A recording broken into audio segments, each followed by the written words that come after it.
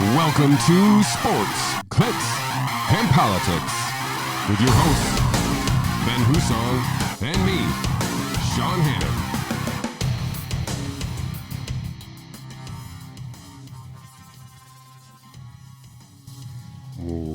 Welcome to episode 133. There we are, of Sports, Clicks, and Politics. I am Shawn Hannon, joined as always by the charming and wonderful, classy Ben Hussong. I lost handsome, but I got classy. I think it's a fair trade. Yeah, they're the same thing almost. It's an execution of your handsomeness. It's classy. So I'll take it. Wow. All right. How was your weekend? Exhausting. Exhausting? Yes. That doesn't sound like you. I know.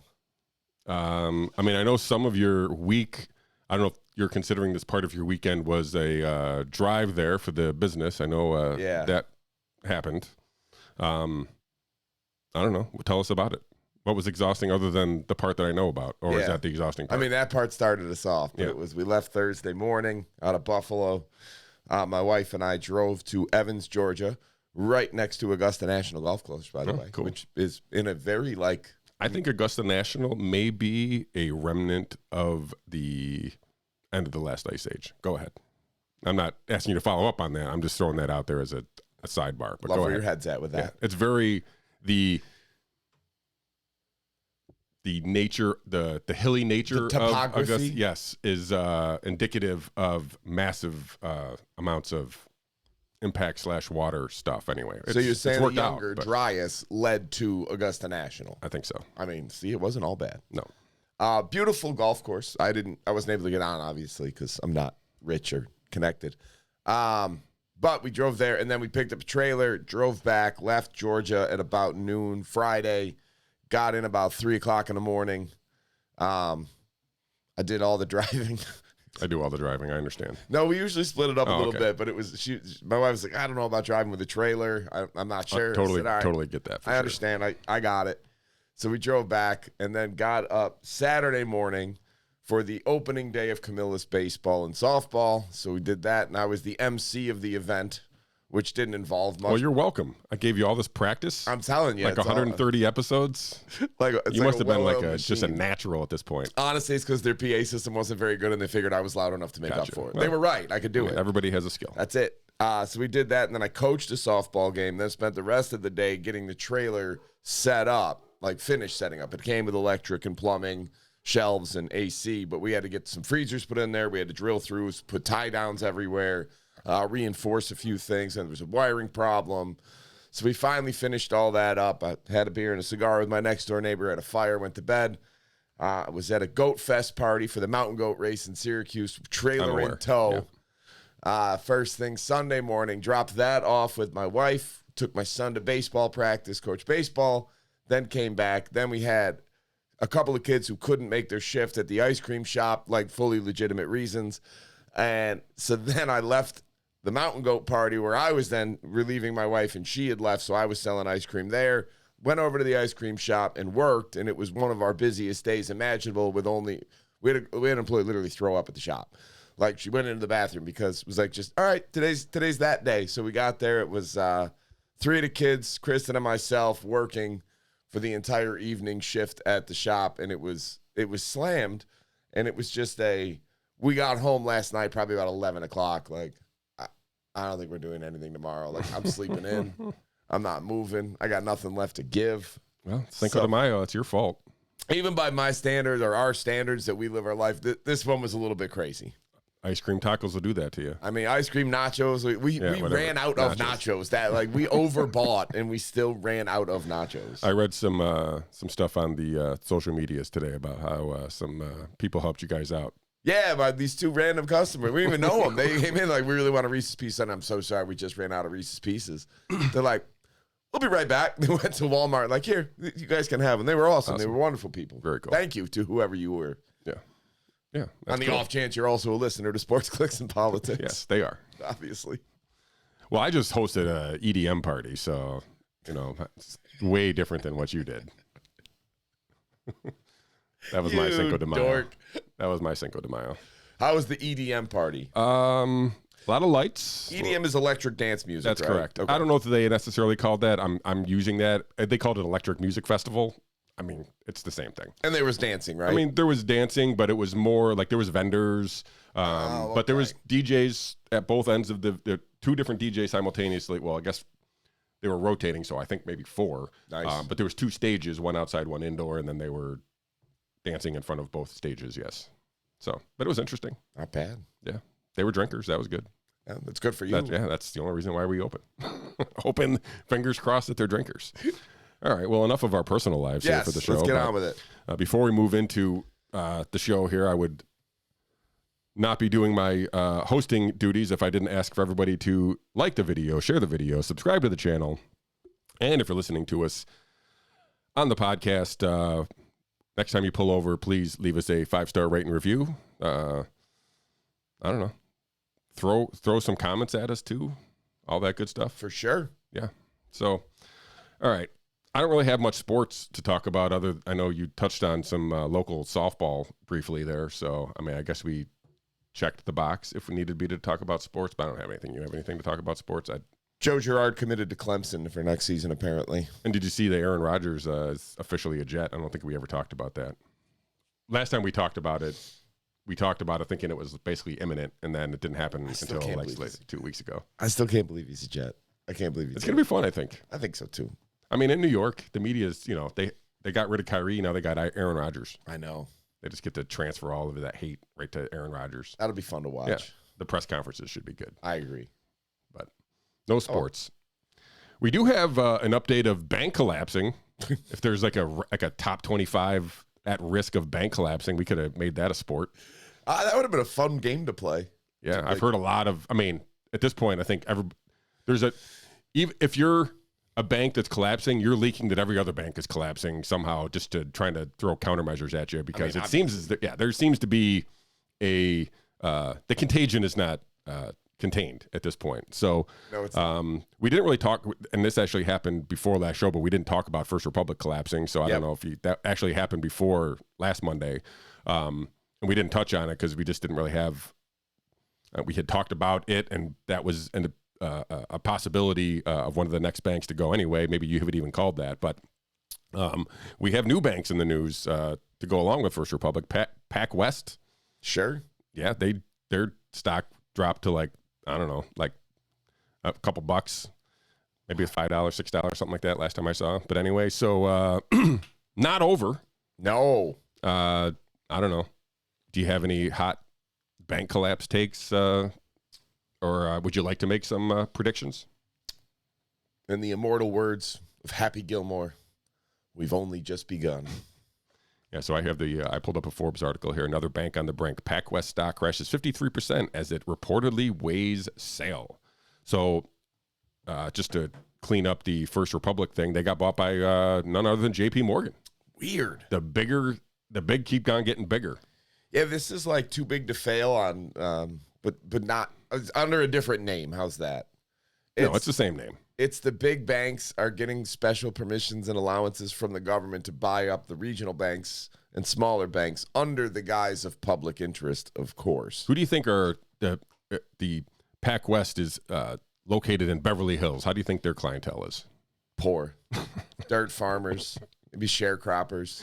So I'm going to bring this back up. We talked about this during one of the other banks collapsed. That I think it was the Silicon Valley one, where all these people, these depositors, are like, oh, the depositors, you can't, it's not their fault that the bank is saying. I'm like, yeah, but they all benefited from the risky investments by getting higher interest rates paid off to them. So like they should get a haircut somewhere. Like it's not like especially if, I'm not this guy, but if there were people out there who are like, I'm not putting my money in freaking this bank, they look at how they invest. I'm going to go put it in this other bank here because they make more sound investments. Like it shouldn't be on these people's backs to bail out these other people. Like they should get a haircut. Like they put it in, like whether or not they didn't even know. Obviously, I'm guessing most of these people are literally illiterate to all this stuff, but that doesn't make it any less so, right? Like, so they benefited from these high interest rates. They are now getting backed up by the government, I guess. Listen, I'll disagree with you on that. I don't think anybody's been benefiting from high interest rates from banks. The banks are benefiting from the high interest rates and then not paying their customers anything. And they didn't increase the savings ratings for anything for customers, not to any meaningful extent.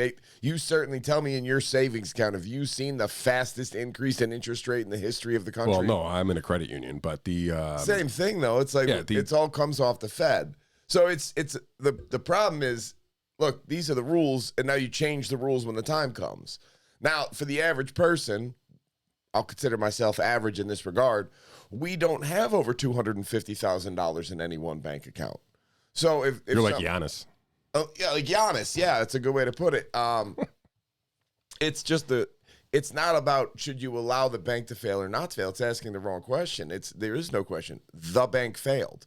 Now you're asking people to come and swoop in and buy it. And my take on this all along has been, I mean, you could do it, but it's only going to exacerbate problems and make things worse. You're leading people to believe they should have this sense of security that they shouldn't have. This is my biggest gripe with the government in its current state of they act as if they're going to take care of everything, but they're terrible at everything. And people keep trusting them and putting faith in them, and then it screws up. And people are like, well, what were we supposed to do? Like, I don't know, stop trusting the government. Like they're not there for you. They're not going to be able to save the day. So if you're going to bail out every bank, you're going to end up with the largest 4 banks having all of the power and 80% of the money in the country. I mean, we have 6 media companies now, so why can't we just have 6 banks? And isn't that working for great. Everyone? Right. Like, it's the same idea as you're watching it. It's the same way of the primrose path of all these little compromises are easy to make, and you always think you're doing it for the greater good, but the road to hell is paved with good intentions. You're walking down a path. Here's the reality. Like it or not, there needs to be consequences for actions. So bad actions, bad decisions need to come with negative consequences. Otherwise, you don't have capitalism and you don't have a logical system. You have chaos. It's just a matter of when it hits. And the Fed, like I said, the Federal Reserve raised rate, quarter point, right? Again. So I've heard people analyze the I don't know what they actually call it there. I forgot. Whatever the text version of the announcement after the fact. Like there's usually a blurb put out by the Fed, and an omission of a line in that from the previous couple months make it seem to most people that there might be a pause in the interest rate raising after this quarter raise. Who knows at this point? Obviously, we'll have to wait another month unless they do some, unless there is a crazy bank run and they have to declare some emergency meeting or whatever. So, again, if the banks weren't doing good, weren't being able to, service their debt, if you will, a quarter point less a month ago, then I'm guessing they're having a more difficult time doing it this month with a 0.25% increase. So, as you pointed out, I think it is just the beginning. Who knows? I mean, I've heard some local banks, Pathfinder and NBT specifically, that are kind of regional banks here that seem to be and not just them by any means, but a healthy number of banks, regional banks specifically, that were exposed to this commercial real estate impact. That who knows when that's going to actually unravel, and if it does, what happens, but. Who knows? Like I said, I've heard almost every single bank I've basically heard as rumored to go down. So like the whole industry is clearly, it's not settled in yet at this point. So who knows? I don't know. Maybe you do, but no. I don't know what happens next. But I feel like this is not the end. I don't know. Listen. I think I'm a simple guy at the end of the day, and I think bad actions need to be met with negative consequences in order for anything to be rectified. And the idea of having. If you have so much money in accounts that you only get $250,000 insured, it's not that you lose the rest of it. We have to be very clear about that. It's when the bank sells in a normal process to other banks or another single other bank for not full value, you get reimbursed based upon that. It's like prorated. Right. If they get 80%, you're probably going to get about 80% of what you had. So it's not like you're losing all of your money. It's not that way. We're not talking about It's a Wonderful Life scenario here. It's different today. Now, all that being said, I think when you have this perfect storm coming for banks, which is that you've had a zero interest rate policy for so long, which if you have zero interest on your safe money, that it incentivizes the people in charge of some of these banks to go out and take more risk in order to get more return. It also, at the same time, we had COVID hit, that shut everything down, and we had the Zoom class evolved. And now people realize we don't need that much commercial real estate. Now, a lot of local banks, most of their money, a lot of their money, I don't know how much exactly, is generated from commercial businesses and owning commercial properties, or not owning them, but writing the mortgages on commercial properties. Well, now you got a problem because the properties aren't going to be worth as much if they have less people downtown, less office space downtown, less ancillary businesses downtown. Now, if you got to rewrite that debt, if you're a commercial business owner or commercial real estate owner, and you can no longer get rent near what you did, and you try to rework the terms of your loan, you can't do it because the property is arguably not worth as much. And if they do say it's worth as much, your monthly payment on the mortgage is no longer $2,000; it's $5,000, just because of the higher interest rates. So what do you do? There's no way out. Yeah, I don't know how this is going to end. I just feel like all of this stuff happening in succession it's like a perfect storm brewing, and I don't fully understand all the different moving parts. It's just, man, that's a tinderbox, that's gasoline, that's a fire, that's a strong wind. Like, whoa. Maybe back to it is when you dance with the devil, you get burned sometimes. But these banks were kind of, I say forced, incentivized to buy a bunch of stuff at this low interest rate, because the government told them this is what you can and cannot buy, and that was at a different time, and the interest rate is significantly higher now. And like I said, these banks, I actually saw something that, something else shared on Zero Hedge this morning, something about the fact that these banks have never even been tested with higher interest rates. Like, they just been tested at, it's don't look under there. You might find what you don't want to find, I guess, but. Nope, you don't. We'll play this out as or follow this as it plays out, I guess. But let's move on to maybe my new favorite topic is the Tucker Carlson landing spot. But since we last talked, there's been a series of video leaks. I'm guessing in an attempt to smear Tucker Carlson. They seem to have been doing the exact opposite and basically making him seem even more likable and amicable, and I don't really care how many F-bombs he drops when he's off the air. And like, it's great. I have a couple of the videos loaded up so we can get into that in general. But so it's so funny.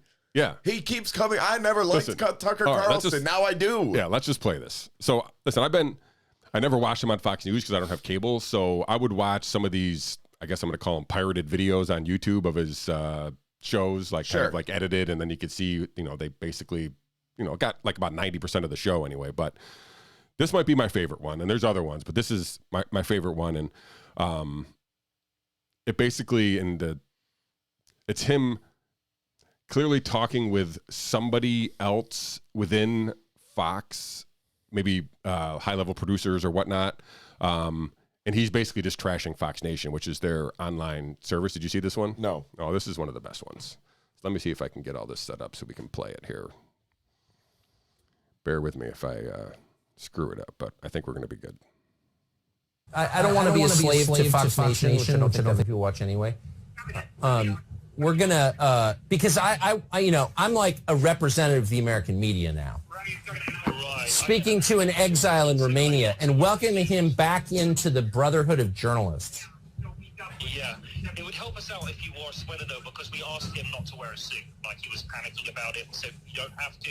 Tucker's going to be looking casual. That's just how our show looks. Is that okay?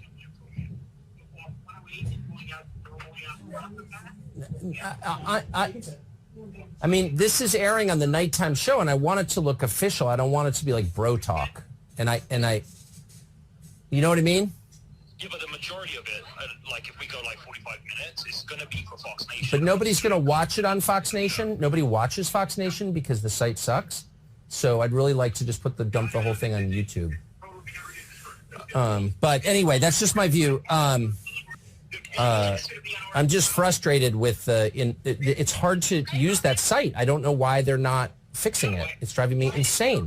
And they're like making like Lifetime movies, but they don't work on the infrastructure of the site. Like what?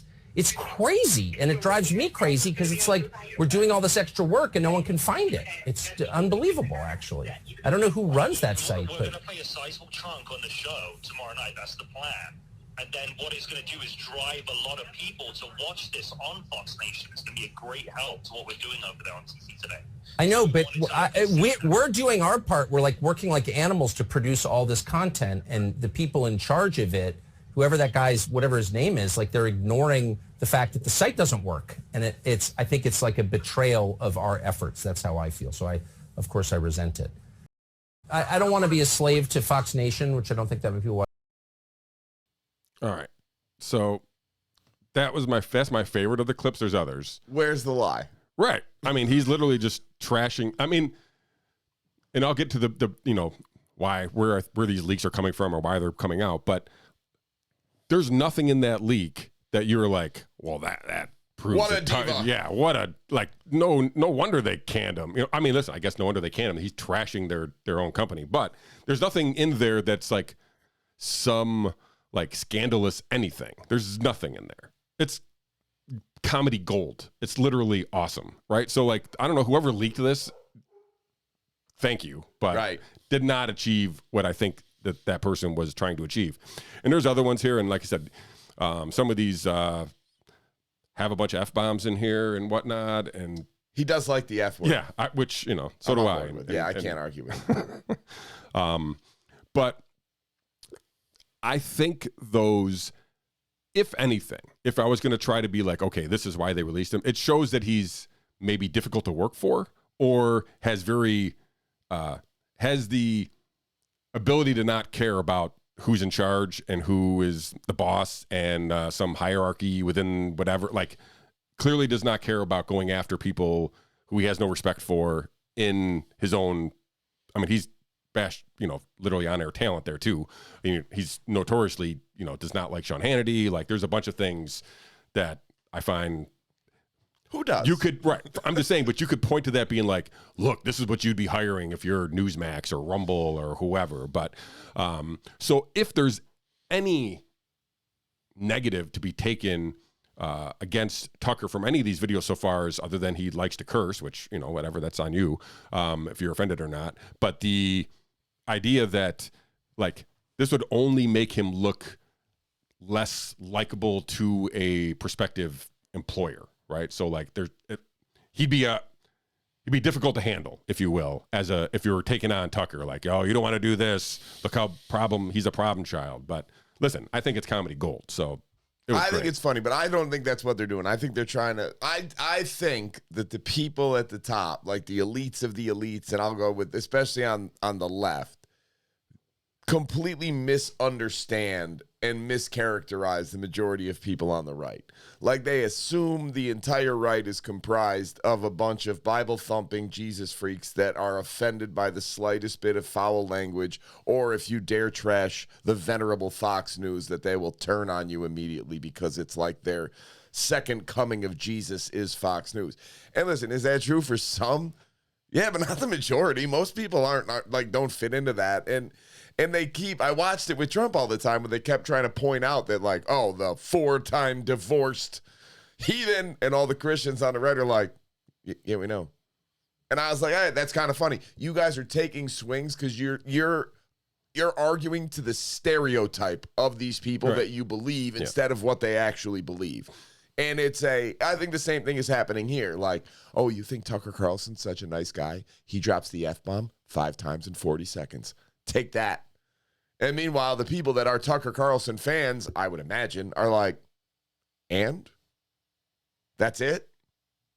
And that's what I mean. I think it's their attempt at diminishing his star power, his following, by making people think, like when they did with Bill O'Reilly. Now, I don't really know what happened with Bill O'Reilly. I'm going to be honest with you. I think that was the aftermath of the Roger Ailes. He was accused of sexual harassment. Right, I don't know if it was like legitimate or not. I have no idea. I feel like that was all. No, yeah, I'm not sure if it was actually happened, but I feel like that was the reason why he was pushed out. Correct. And then they came out afterwards, and it was, if you liked Bill O'Reilly with the no spin zone, with all this no nonsense, this is what we'll do it live. And then and then you find out this dude's over here like doing all that. That diminishes your opinion of him, and you're less likely to follow if it's true. Sure.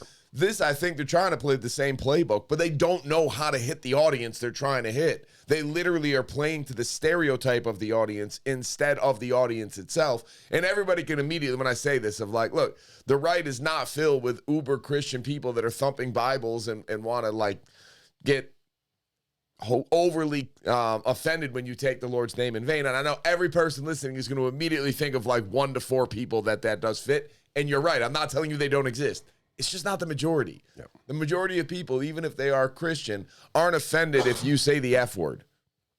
The majority of people aren't upset with you if you trash Fox News for something like their website sucks. They probably agree because they've probably tried to use it.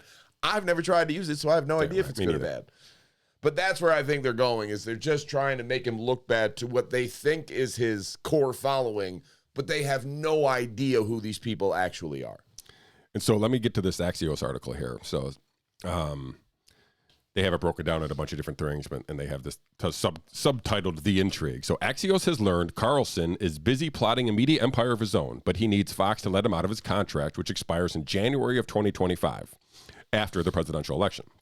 He's like, we're told Carlson has been contacted by outlets, including right-wing Rumble and Newsmax, that offered to pay him more than his Fox contract. I'm not sure Rumble is right-wing. Right-wing Rumble? I could see Newsmax get it. Newsmax Rumble, is right-wing. Yeah, but I mean, Rumble's like a free Russell Brand and Kim Iverson and Glenn Greenwald and not right-wing. But anyway, so this is Axios, whatever.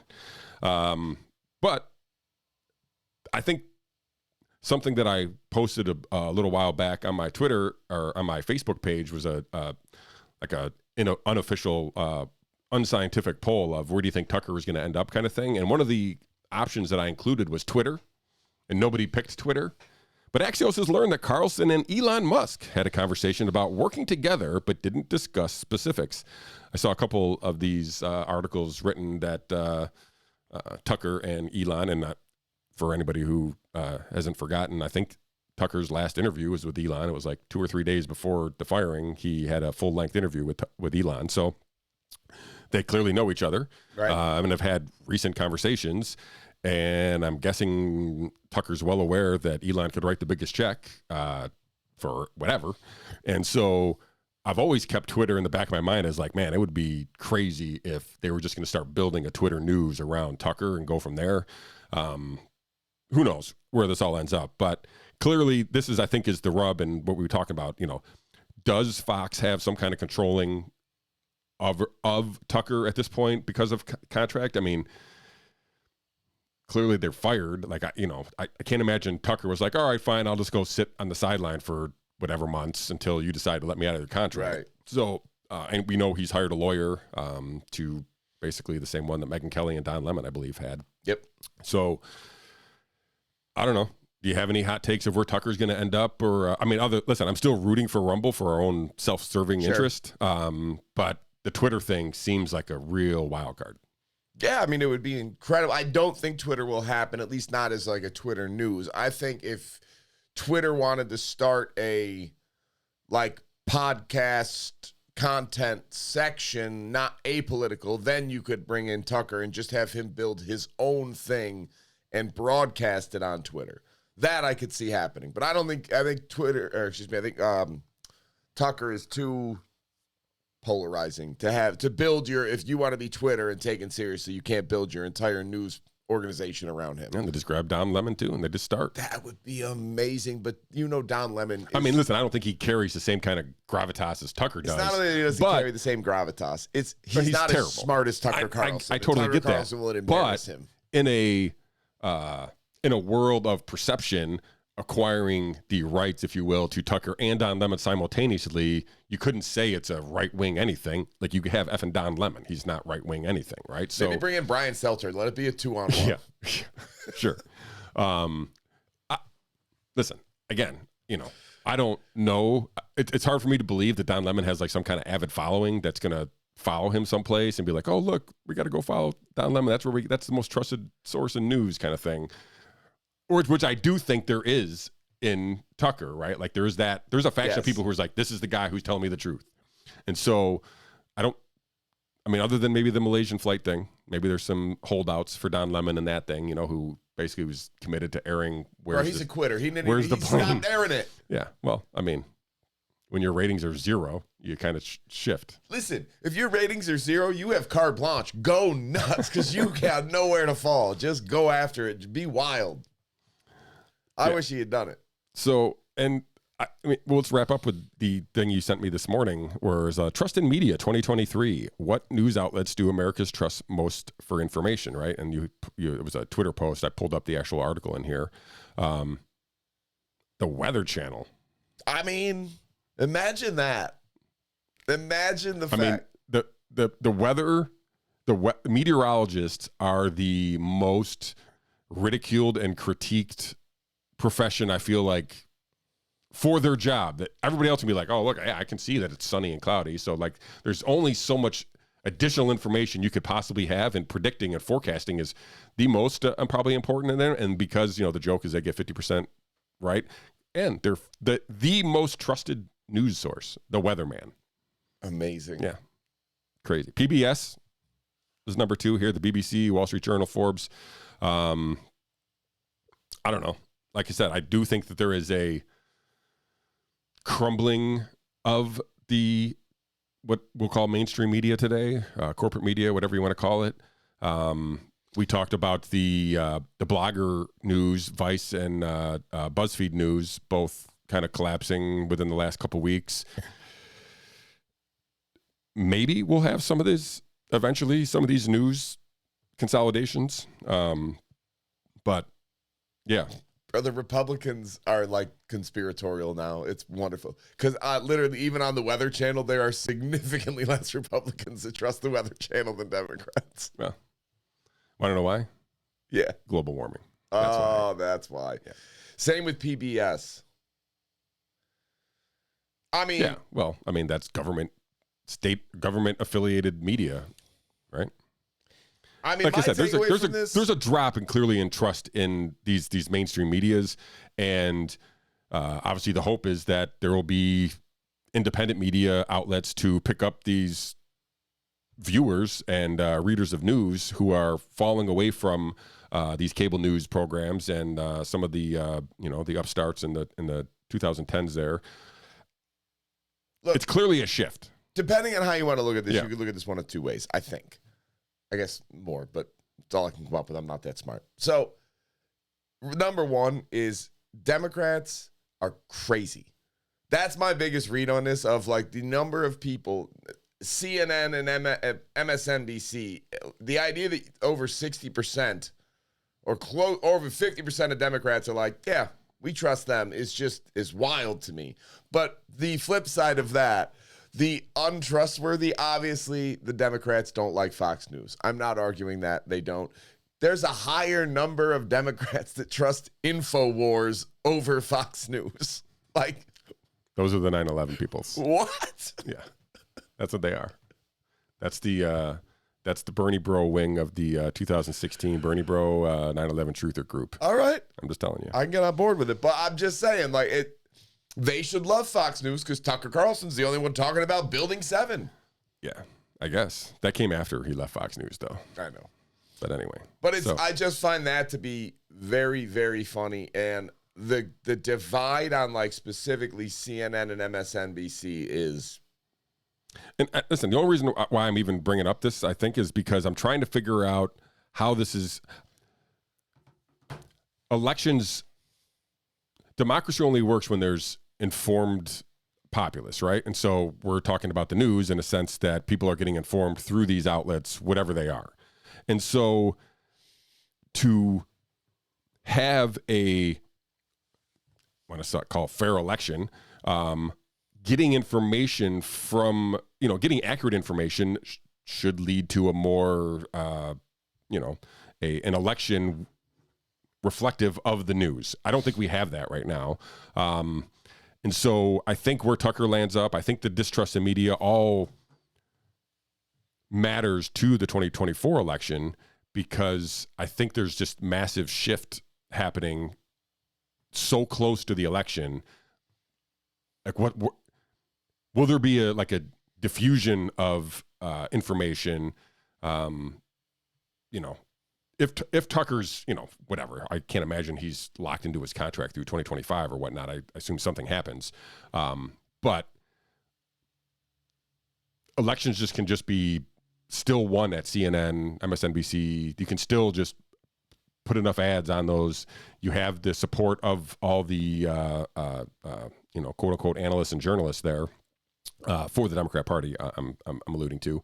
So will there be enough time to circle the wagons for 2024? I guess basically that's what I'm trying to figure out. Like, Tucker needs to land someplace quicker than later, and that's the only way it kind of really matters. So, I just think people don't trust the media, and the people that do trust the media are putting too much trust in it. I don't even care. Like, if I got interviewed for this, it would literally be no to every single one of them on this list, as far as I could tell.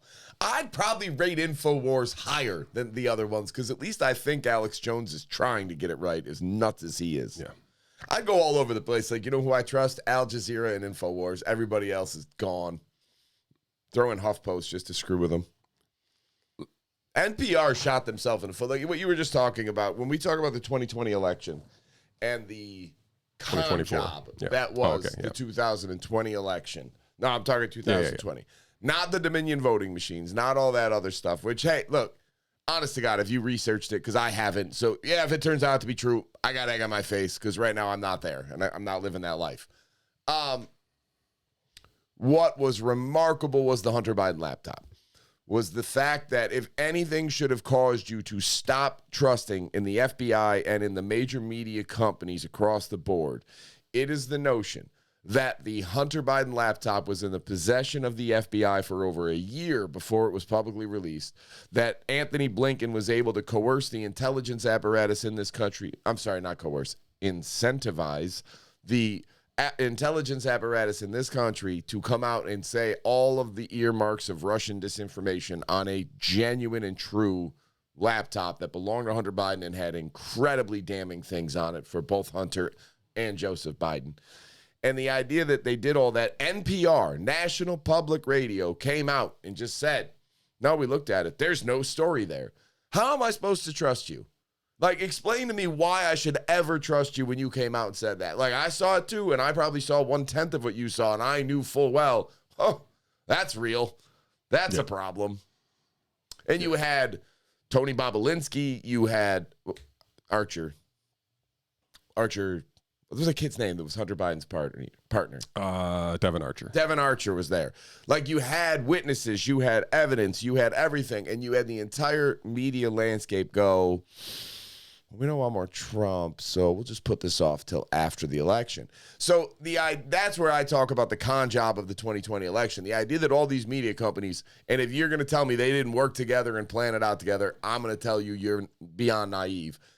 In order to get one guy elected over another. Now, I've been on the record multiple times. I don't like either one of these people, but right is right and wrong is wrong. And with that happened, that was wrong. And that is how they conned the American public into Joe Biden. And they are sacrificing their credibility left, right, and center. And for me, the fall can't come fast enough. The pride is here. The fall is next. I can't wait for it. I'm going to have some popcorn. Yeah. So let's talk about 2024 real quick here. A couple things. I'm not sure how many people are paying attention to, primary politics at this point in their lives. They shouldn't be, but since I play part-time politics, I'm aware this is going on. But did you know that it's very likely that Joe Biden will not even be on the ballot in Iowa and New Hampshire? How? So the DNC has decided that Iowa and New Hampshire should not be the first in the nation, whatevers. And so they have put rules in place to ban all candidates from campaigning in New Hampshire.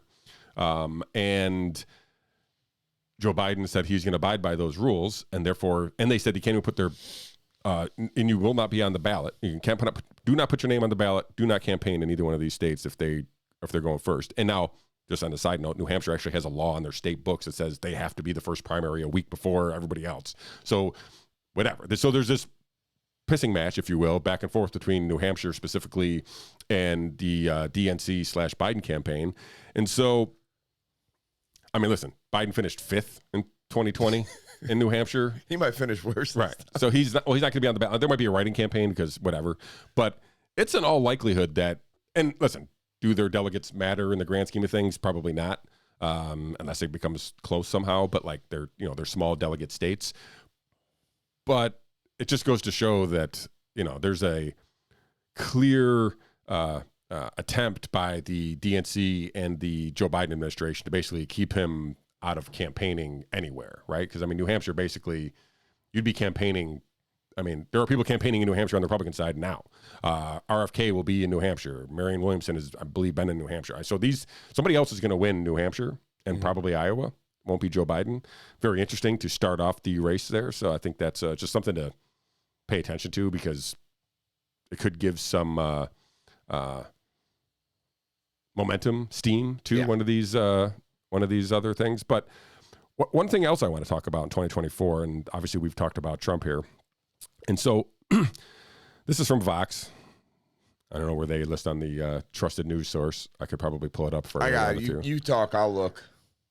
I just tried to find it, and it's not there. But anyway, so Vox, where am I? The thing disappeared on me. The courts are sending January 6th insurrectionists will answer for their crimes. So Proud Boys have been convicted of seditious acts. Oh, boy.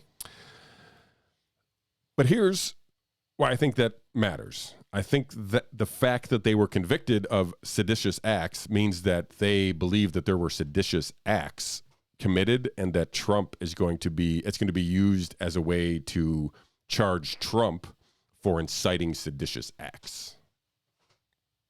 Okay. Like, I think they're going to use this conviction as a way to tie that into a charge against Trump. What do you think? I mean, yeah, I think that they want to do that desperately. They don't want to run against Trump, ironically enough. Clearly, right. They're doing everything they can to not have Trump be the president again. And I can point to some other. We'll get it. The next thing I'm going to talk about is that exact thing here. So, but at least 4 Proud Boys were seditious conspiracy. They were probably the only 4 Proud Boys in the place that were not actually informants for the FBI. Yeah, I'm pretty sure they were actually, but anyway. So, and now I think Trump is still the nominee. Like, I don't think they have. If they would have had something to get him, it would already have come to light. Everybody's been looking. And so I still think he's the nominee. Every day that DeSantis doesn't announce makes me think he's not going to announce. He's not gaining anything in the polls. He's losing numbers in the polls. He's polling, if you want to compare the RFK to Joe Biden, like RFK is polling higher than DeSantis in many polls. Than DeSantis is versus Trump, right? So, like, if DeSantis is a contender, then clearly RFK is a contender under the same premise. So Tim Pool from Timcast, whatever it is, made a great point. I read it. I watched something earlier today where he was like, I think I'm going to support Trump in the next election, and I was a little surprised. I don't watch his show regularly, but same thing. I see the pirated clips, sure. And he said because. I think at this point, Trump wants revenge. He's just out for vengeance, and he's going to fire everybody if he gets in. Like, they're all going down, and he's going scorched earth this time. And I don't think DeSantis would do that, and I'm on Team Scorched Earth. And I thought, that is compelling. Yeah. Go ahead. No, listen. Maybe I said this, what was it, 2 or 3 episodes ago? Where it's like, I'm closer to voting for Trump than I've ever been in my whole life. And it's for that exact reason. Like, unless he's just the greatest, controlled opposition in the history of controlled opposition, which is, we live in 2023. It is clearly possible. Anything's possible. It's totally possible. Probably 50-50. And so, but the 50 where he's actually going in there scorched earth is the 50 that I have been looking for 20 years, right? So, like, I have been waiting for somebody who, and RFK kind of has some of these, like, I'm going to go scorched earth because I know, right? Like, so if I could get if Trump is not controlled opposition and I get that 50 and I get RFK, like, I want I've never thought that we were going to be able to undo anything. It's always going to collapse. And so I've been basically waiting for the collapse to happen. And so to let everybody know, hey, listen, they were not getting out of this unscathed. And I hope scorched earth happens. And I've been rooting for scorched earth for so long that when it gets close, I'm like, ooh, I can taste it. And the RFK thing is just like gravy on top of that because he's going scorched earth. And so let me tie this update to the Epstein thing together with the Trump trying to burn Trump to the ground kind of thing. So I'm in.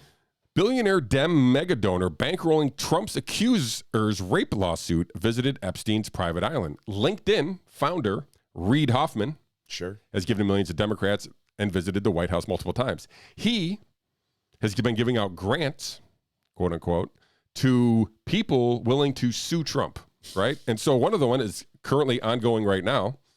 Where is she? Right here. E. Jean Carroll. He's bankrolling her lawsuit. I think there's closing arguments in this today. I've been following Inner City Press, so I don't know. I don't know what the jury, who knows what the jury's going to decide there. But interesting note, I feel like, is that this guy who, again, the LinkedIn founder, probably has some cash and has decided, he's a billionaire, so he's decided to do everything he can to keep Trump from being anywhere near the White House again. And this is a guy who's been to Pedophile Island, this Reid Hoffman guy. Yeah. So there's no, obviously he denies doing anything, other than just me. I'm just trying to get some money like that. Everybody says. But so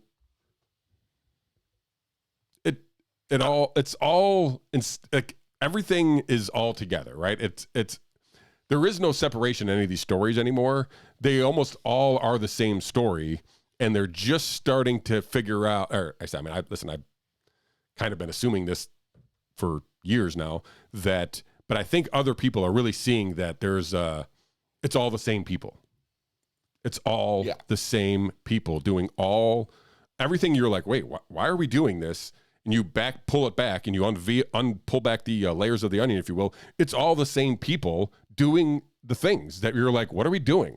Right. Why are we doing this? Yeah. And so, again, this is something just kind of revealed in the Epstein calendar from Wall Street Journal here. So, this guy was meeting with him in 2014, 2015. This is years after he was a known, sex offender. They knew who Jeffrey Epstein was. Yeah. And he's going to Little St. James. Like, this, I guess my thought is, let's say I was a billionaire. I'm an ice cream mogul, all right? I'm all connected. I got all this money. And they say, hey, there's this guy. He's got this island. He's well connected with all these people. They want you to come out to the island and stay for a night or two. Like, all right, who else has been there? Like Bill Gates, this guy, like, yeah, whatever. I guess we can go there. And then they're like, one quick thing. Definitely took a plea deal on soliciting minors for prostitution. Like, like a one-time thing? Well, minors. Like 285 accusers that they could find. Like, okay, I think I'm going to sit this out. Like, well, hang on. It's really nice. They want to do all this stuff for all this money, and they want to do all these good causes. It's like, okay. Hey, not for nothing. What's the name of the island? Oh, it's called Little St. James. Oh, that's cute. Well, it's named after a professor in a book who liked to diddle kids. Let me read this. You know what? Yeah, let's go to the island. Let's book the flight. He has a jet. What's that called? The Lolita Express. Oh, great. Send it up. Great. I got to talk to this guy about science. And so this is from this Fox News article. So it says Epstein, a financier, quote unquote, also arranged for Hoffman to stay overnight in his townhouse when the LinkedIn founder was supposed to land late at night in New York in December 2014. According to the documents, Hoffman was scheduled to attend a breakfast party with Epstein and Microsoft co-founder Bill Gates, among others. Weird. Of course they were. Bill Gates still regrets that dinner and that breakfast. And everything in between, I'll bet. No, he doesn't regret that at all. No, he doesn't regret the ending a little bit. No, he would do it all over again. So, listen, I still feel it's hard for me, as much as I want the scorched earth again. I want the Epstein client list. I want all this to be unveiled. I want the videos to come out. Like, there's so much stuff that you're like, that's going to do it. Like, there's no way this is it, right? And it's still not it. Crickets. Right? Crickets. And so I want this Wall Street Journal revelation to be something more than whatever, a limited hangout or controlled whatever. Yeah. Listen, when new names come out, it's interesting to me because it just goes to show the tentacles of this dude. Yeah, it's wild. It's crazy. And so, which leads us to our last story, which is maybe even crazier. Okay, let's do this. Yeah. What do we got? So I'm guessing you're not familiar who Gail Luft is. I wasn't until a few weeks ago. Okay. So I became aware of him, I think it was like February. Maybe I don't know if I have the tweet pulled up here or not. Maybe I do. I'll pull it if I find it, I do. So he is a Israeli energy security expert. Okay. Energy being like, like natural gas kind of energy. And so he's missing, first of all, just to get out of the, get the punchline is not the right word, the lead out. He's missing at this point. He, in February, tweeted out something to the effect of, I've been arrested in Cyprus, alleging I'm an arms dealer. He says, I'm not an arms dealer. Exactly what an arms dealer would say. 100%. Reminds me of Norm Macdonald joke. And I can't remember it right now, but it's something to the effect of, I'm not an alcoholic. Like, that's what all alcoholics say. Like, that's what all non-alcoholics say too, though. It's like, so anyway, to your point, I'm sure I butchered it, but I'm sure the people who know what I'm talking about. But anyway, this guy, Dr. Gail Luft, he's a scientist, professor, like well-respected, seemingly, I don't say about well-respected, but at least prominent figure. Like I put his name into YouTube he has speeches, all like long speeches at colleges. He's a guest on CNBC International. Like, he's a well-known person. It's not like he's some obscure, He is a man of some repute. Sure. Like, he's out there. He's easy to find. Yeah. He has opinions. He wrote a book called De-Dollarization about the end of the U.S. dollar as a reserve currency. Weird. Was he cheering for it, or was he just warning? I mean, I don't know.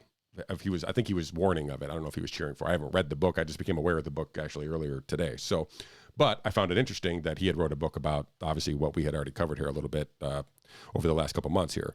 So anyway, I guess my point is he's not a nobody, right? Like, he's clearly has a respected opinions on energy and security, and he gets asked on for these financial shows to talk about whatever. He's being accused of selling arms to both Libya and China. Probably not good, right? Bad takes on the if you're going to be an arms dealer, probably not the ones you want to be associated with. How do you sell guns to Libya? Who's in charge? That I don't know. All right, fair enough. This is a U.S. thing. I mean, they also told us that the Russians blew up their own pipeline, so who knows, right? It's fair. So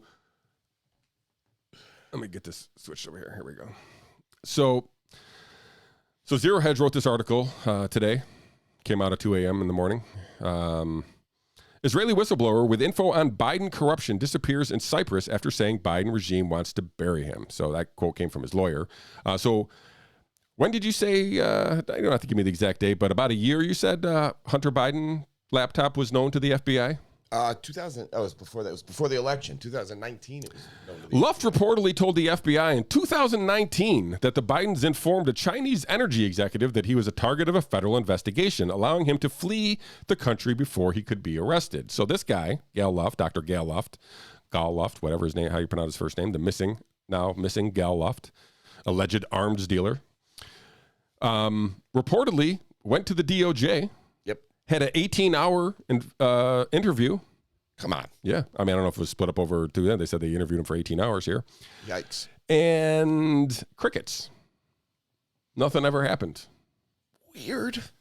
So, listen, if you are an arms dealer, sure. I'm guessing you're going to try to throw countermeasures as well and be like, whoa, I'm not an arms dealer, like you said. And then you're going to try to throw something else out there. And I have stuff on Joe Biden. That's why, right? So I could see why. And, the assertion of if people who are discrediting his claim are basically saying, well, why didn't he come forward? And I'm like, I think he did come forward in 2019 and we didn't hear anything. So, and let me find this here. So, oh, good. So here's the tweet that I found. So this is Gal Luft. This is February 18th, 2023. Yeah. So almost 3 months ago-ish. 2.5, whatever it is. I've been arrested in Cyprus on a politically motivated extradition request by the U.S. The U.S. claiming I am an arms dealer. It would be funny if it weren't tragic. I have never been an arms dealer. DOJ is trying to bury me to protect Joe, Jim, Hunter, and Biden. Shall I name names? So he's clearly threatening the Biden and the DOJ with, I'm going to come clean. I'm guessing if you threaten the DOJ with coming clean, that and all what he's said is true, that they're going to try to stop you. And so at that point, you should have just named names as opposed to threatening to name names.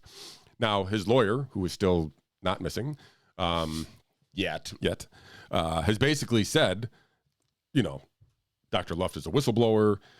He should be having these protections. He was there for the interview with the DOJ. Right. Like he's making the case that, hey, well, anyway, so this dude gets arrested. He pays $165,000 bail and disappears. So listen, maybe he's disappearing on purpose because he doesn't want to get, suicided. And so I don't know. This seems like a big deal. So there's a bunch of things to go along with this here. So think tank executive provided explosive info to FBI about Hunter Biden Chinese deals. So there's no way Hunter Biden could claim ignorance to acknowledge of this guy. They were both working with CFC. And they're both world-renowned energy experts. They clearly have international experts. In the field of energy. There's no way that Hunter Biden could be like, I don't know who this guy is. They're basically working for the same CEFC. They're basically coworkers. All right. And this guy outlined all the stuff that we found out in the Bobulinski stuff, basically saying that Hunter Biden was getting paid $100,000 a month for this. They paid him $4.9 million there. Some of this money went to the Biden family. Some of this went to Jim Biden. Some of this the guy that he tipped off that the FBI was coming after him gave him $1 million. Yeah, and so that's in the article. That did happen. I'm not just shooting that out. That happened. And so let me pull up some of these other articles here because they all have a. So here's the Israeli weapons trade suspect, Gal Luft, gone missing. Well, that is an arms dealer if I've ever seen one. Yeah, I mean, I don't know what they look like really, but I don't either. This is where it gets interesting for me here. Hunter Biden used FBI mole named One Eye, awesome, to tip him off on the China probes. Did you see the thumbnail for our video today? No. Damn it. I'm sorry. I'll find it. Let me pull it up again here. I can do it. Okay. Bear with me. We are not going off the air, but I'm just going to show. Can you see this guy? I see. That's Louis Freeh, former FBI director Louis Freeh. Is he winking? I don't know. He only looks like I've seen other pictures where he has two eyes, but what is this? Well, I don't know. So maybe he has a lazy eye or something that slips on him every once in a while. I don't know the history of that. He might be But that's winking. A picture of Louis Freeh. You know, he could be winking. Why would he be winking at a camera? Maybe he got the jab, and that's like what happened to Katy Perry, where her eye stopped working for a few minutes. You don't know. I guess that's possible. That was Justin Bieber. His whole face doesn't work. So Hunter Biden used FBI mole named One Eye to tip him off on the China probe. So this is the guy. Let's connect some dots, ladies and gentlemen. Louis effing Free. I love how exasperated you are right now. He's such a terrible person. I'm definitely getting killed by this dude. So he was part of the Epstein negotiation. Oh, God. He was hired by Alan Dershowitz to investigate the claims of Virginia Giuffre. And he found, guess what? I think I have the article.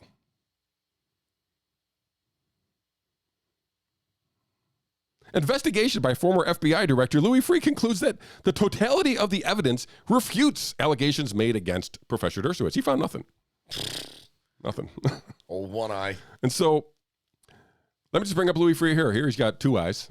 Ex-FBI chief gave $100K to Biden grandkid trust as he sought future work, quote unquote. Hunter emails. So, when Gail Luft says that an FBI mole alerted Hunter Biden to the investigation being conducted by him, One Eye, and I find this picture of Louis Free with one eye and all the connections here with the Biden family. It's this dude. Like, this is the guy. So and his track record of being a despicable human being, precedes himself. So like he has no like built-in ethical fortitude that I could pull off of. This dude's a scumbag and basically is part of the problem. I believe that he probably is influential keeping the Hunter Biden laptop story from ever reaching any investigation, and it's all incestuous. It's all the same effing people, Mr. Hussong. Over and over and over and over. So again, here's a Romanian tycoon hired Hunter Biden, ex-FBI chief, to help him avoid emails or help him avoid jail, says in the Hunter emails. So this dude is not like, he is intimately involved with this whole operation here and clearly has been paid handsomely to do so. So I'm trying to see if he has an eye injury. Who, Louis Free? Yeah. Okay, good. No, if you can find something, do some investigative journalism. It definitely looks like he has something after his car accident in 2015 that he has an eye problem. Okay, well, that makes sense. But I can't confirm that yet. Don't run with it. I wish the Vermont roads were even less safe than that. So I'm just saying. Wow. Yeah. It's aggressive. The world would be a better place without this dude on it. Pretty sure. So anyway, I feel like, again, I wanted to bring this up again a couple months ago when I saw that tweet, but the fact that now he's nowhere to be found, I feel like is a good time to bring it up. And I don't know if any of this claims are real, but the fact that they covered up the whole Hunter Biden thing and that turned out to be real, I don't think there's any reason why we can't cover this and see what happens. All right. Gail Luft. Who and where is he? You going to start that he didn't kill himself? You want to get that trending? It's probably already out there. I mean, I would almost assuredly, if you did a hashtag Gail Luft didn't kill himself, there's probably more than once. So, all right, fair enough. Anyway, on that note, anything else you want to follow up on Dr. Gail Luft? Maybe we'll, I don't know. Where's Gail? There'll be like well, we got to follow up. We got to try to find out where this guy is. I'm guessing it's getting a lot of attention the last couple days here, so I'm guessing that, if he's in hiding, if you will, that maybe he'll leak that through a lawyer or whatnot, but, who the hell knows at this point. Seriously. This is weird. We live in an odd time. It's only going to get worse and odder. So, the amount of connections between Epstein Island with FBI and with people that are now surrounding the FBI and the Bunter, good Lord, and the Hunter Biden stuff is just wild of how much direct evidence there is of just blatant self-dealing corruption and, again, I'm going to guess tax evasion if you want an actual crime to be listed. But the idea that nobody's interested in this is interesting. Yeah, well, we're interested here at Sports Clicks and Politics because this is what we do. We're going to keep digging. We talk about the interesting stuff that nobody else seems to cover. So anyway, on that note, yeah, I'll ask everybody again to like and share the video. Please subscribe to the channel. Helps us out a lot. helps us with the algorithms. And rate and give us a 5-star rate and review if you're listening to us on the podcast service. So, Mr. Hussong, anything you'd like to leave the folks with for another week? No. Have fun. Be good. Touch grass. Touch grass. On that note, I am Shawn Hannon, and for Ben Hussong, we will see you all again next Monday.